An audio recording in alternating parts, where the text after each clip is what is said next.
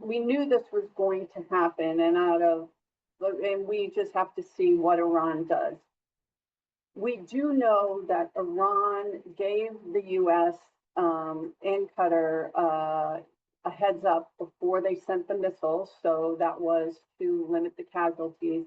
And so hopefully this tells us that this is a face-saving action for for the people within Iran, and that maybe we can find a diplomatic solution. There were calls to impeach President Trump following the initial orders to strike Iran's nuclear facilities, this without congressional approval. So how valid of a reason is this for impeachment, seeing that President Obama has done the same thing? So I've signed on to the War Powers resolution, which effectively reinforces and states that the president, under Article 1, Congress is the only body that can declare war. And so I also signed on to the War Powers Act when President Biden bombed Yemen without coming to Congress first. We didn't even get notified before the president decided to bomb Iran, potentially pulling us into another long Middle East war, putting American lives on the line. There are Oregonians that are National Guard members that are in the Middle East right now. And so I signed on to the War Powers Act. Look, the Republicans have control of the House and the Senate, and a motion for impeachment will not go through. I am not going to waste my time on things that aren't going to happen. I have been consistent, which is that Congress would have to take a vote if the president wants to take us into war.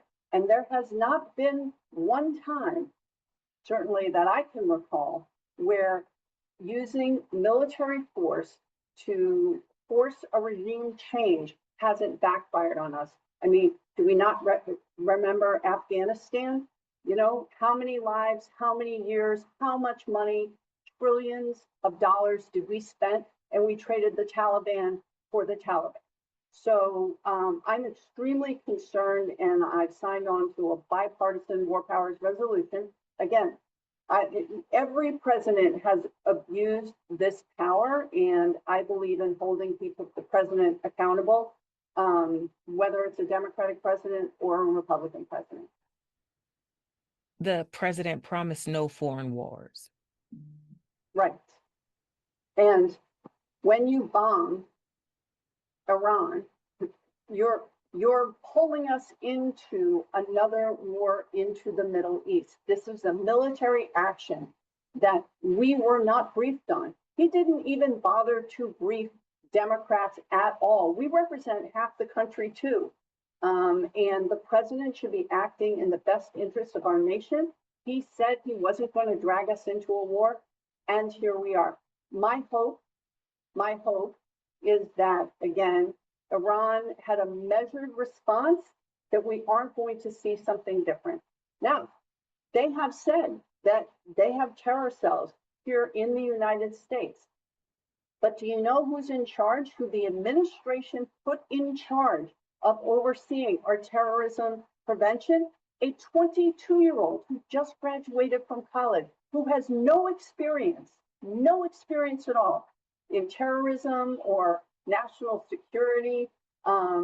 Also, people in Homeland Security who normally would be working on protecting our national security have been shifted over to help ICE with their deportation and raids, where we have seen people who are American citizens, people who are here legally with green cards, picked up, sometimes sent back to countries that aren't even their own. So fundamentally, we are in a weakened position because of actions that this administration has taken. I would like to see the administration focus on making America better, making America greater, making America stronger. And that's not what this does. Why do you think President Trump even got involved in the first place? That's the $1 million question, or at this point, trillions of dollars question. Clearly, Benjamin Netanyahu bombed Iran, saying that they felt that they were very close to having nuclear capabilities, which people have said for a very long time.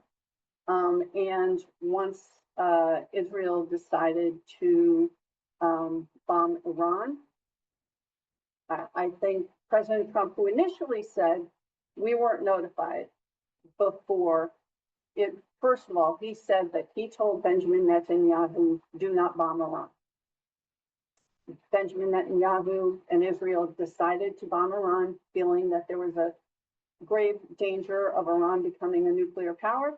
And then President Trump said he wasn't notified. Then he said he was notified. Then he said he was on board. So what's going through his mind? What I do know is that the American people are not getting a straight answer. We are not being told what's happening. Even as Congresspeople, we aren't being told. We had J.D. Vance, the vice president, go on morning TV on Sunday saying that we're not looking at regime change. And then the president goes on to a social media platform that he himself owns and says, we're looking for regime change.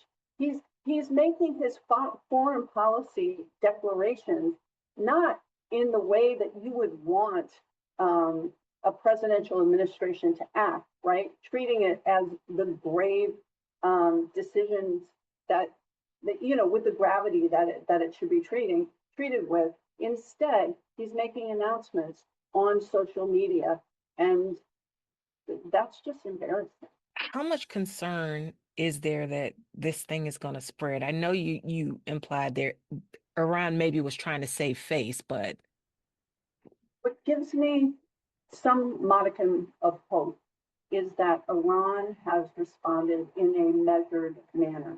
So this allows them to say to Iranians within their country that they have responded. But again, they gave the US and Qatar a heads up before they sent the missiles over to limit casualties.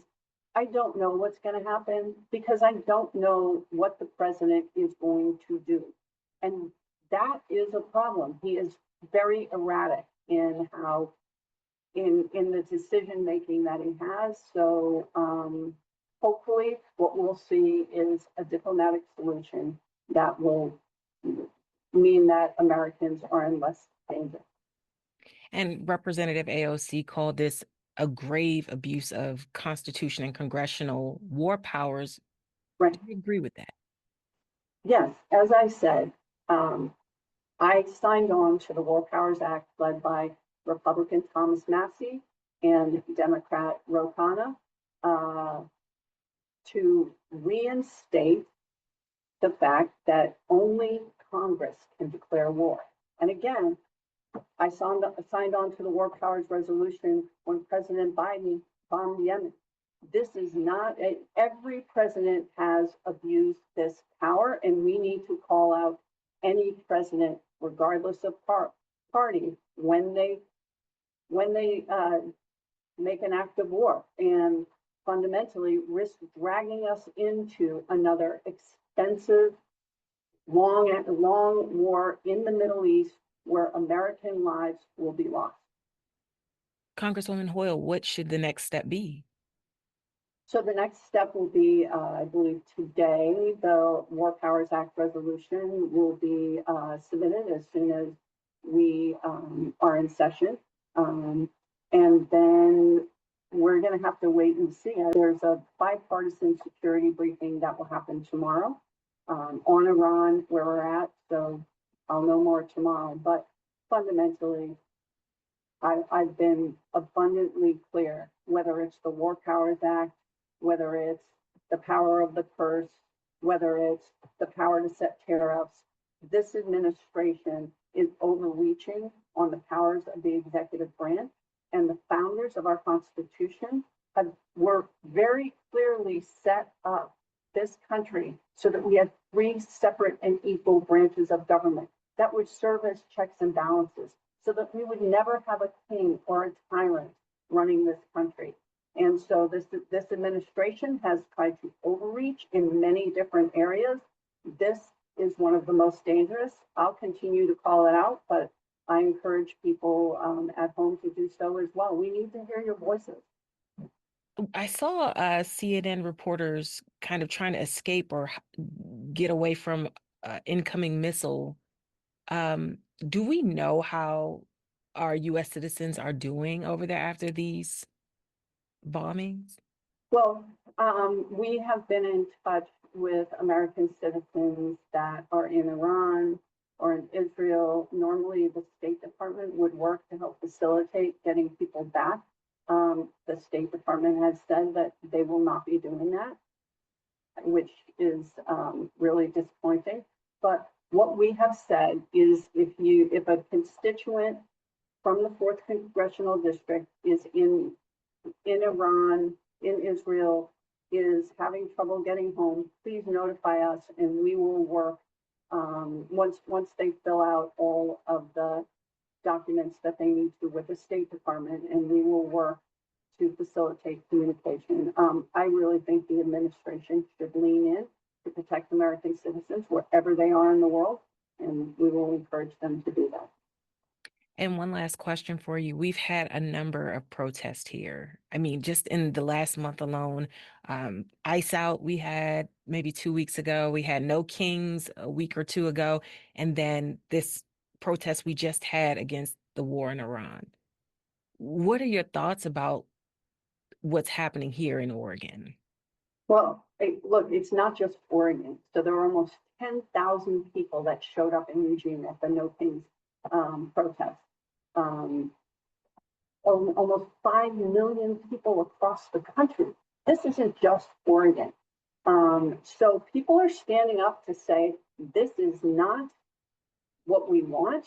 This is not what we want the president to focus on. We should never have things. We need the separate and equal branches of government to serve as those checks and balances. And I encourage people to speak up.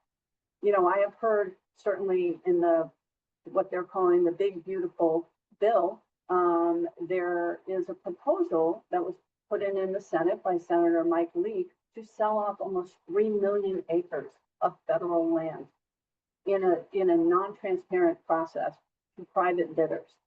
I have heard from more Republicans than Democrats who are saying, this is not what I voted for. You cannot let this happen, because a lot of Republicans that live in rural communities, they hunt, they fish, they respect public lands, they believe in good stewardship of our lands, but those are our lands. And once we sell those off, we are not getting them back.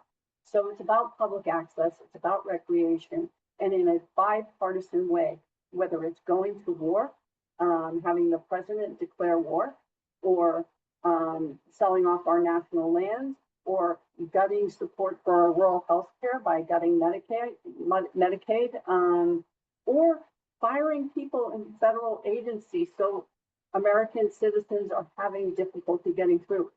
People are standing up and saying, this is not what we want. This is not what we voted for. And I think, again, Congress courts in the community are the way that we can make change. So I'm in Congress. I'm going to vote my conscience. I'm going to vote my district.